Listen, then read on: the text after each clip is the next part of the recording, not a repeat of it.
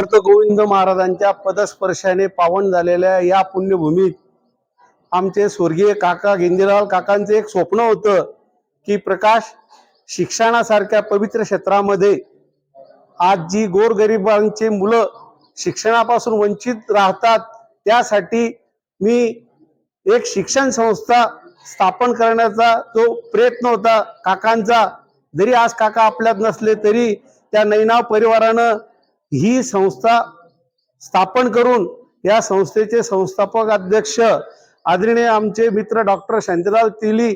यांचा सत्कार आमचे हरिभक्तपरायण शिवानंद महाराज यांनी व्यक्त केलं की मला प्रकाश डॉक्टर शांतीलाल तेली यांच्या गावाच्या वतीनं सत्कार करायचा आहे, तरी डॉक्टर साहेबांनी तो सत्कार स्वीकारावा अशी मी त्यांना विनंती करतो। या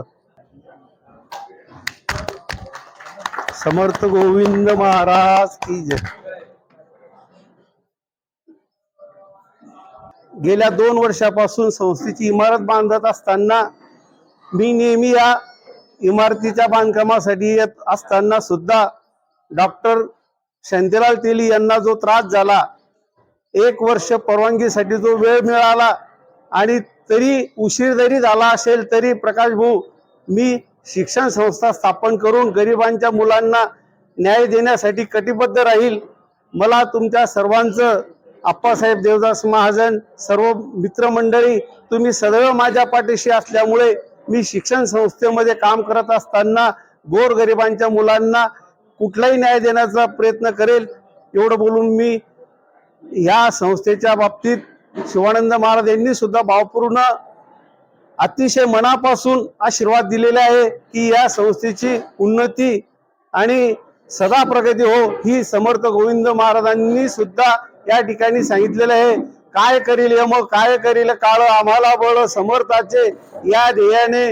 हा नैनाव परिवार अतिशय भक्तिमय आणि ज्ञानमय असल्यामुळे कुठलीही अडचण येणार नाही एवढं बोलून माझे 2 शब्द संपवतो।